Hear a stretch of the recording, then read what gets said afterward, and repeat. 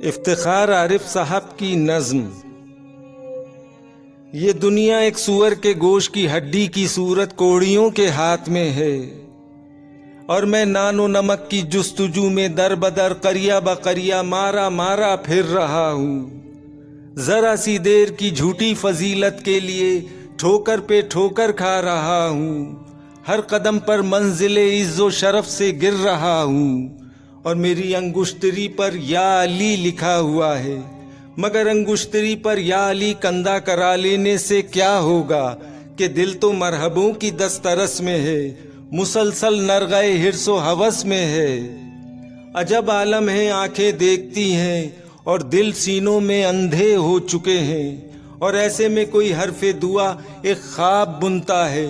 कभी सलमान आते हैं, कभी बूजर, कभी मैसम, कभी कंबर मेरी ढारस बंधाते हैं। कुमैल आते हैं, कहते हैं पुकारो पुकारो इफ्तिखार आरिफ पुकारो, अपने मौला को पुकारो, अपने मौला के वसीले से पुकारो। उजीब दावत उद्दाई का दावा करने वाले को पुकारो। ये मुश्किल भी कोई मुश्किल है, दिल छोटा नहीं करते। करीम अपने गुलामों को कभी तन्हा नहीं करते, कभी रुसवा नहीं करते।